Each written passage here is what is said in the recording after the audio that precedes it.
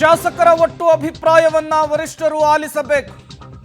High command, CM, DCM 140 ಶಾಸಕರ ಅಭಿಪ್ರಾಯವನ್ನ ಆಲಿಸಿ KPCC ಅಧ್ಯಕ್ಷರ ತೀರ್ಮಾನ ಮಾಡಬೇಕು.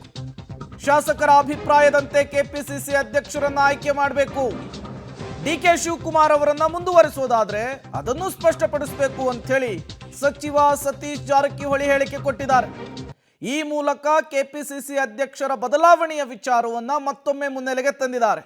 ಪರಮೇಶ್ವರ್ ಸೈಲೆಂಟ್ ಆದ್ರೆ ಸತೀಶ್ ಜಾರಕಿಹೊಳಿ ಅವರು, ಸತೀಶ್ ಜಾರಕಿಹೊಳಿ ಸೈಲೆಂಟ್ ಆದ್ರೆ ರಾಜಣ್ಣ ಅವರು ಹೇಳುವಂತಹ ಕೆಲಸ ಕಾಂಗ್ರೆಸ್ನಲ್ಲಿ ಆಗ್ತಾ ಇದೆ.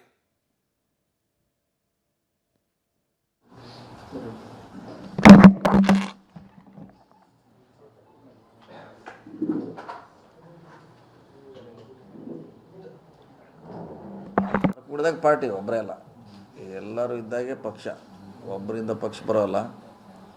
ಕಾರ್ಯಕರ್ತರು, MLA, ನಾವು ಎಲ್ಲ ಕೂಡಿದಾಗ ಒಂದು ಸರ್ಕಾರ ರಚನೆ ಆಗ್ತೈತಿ.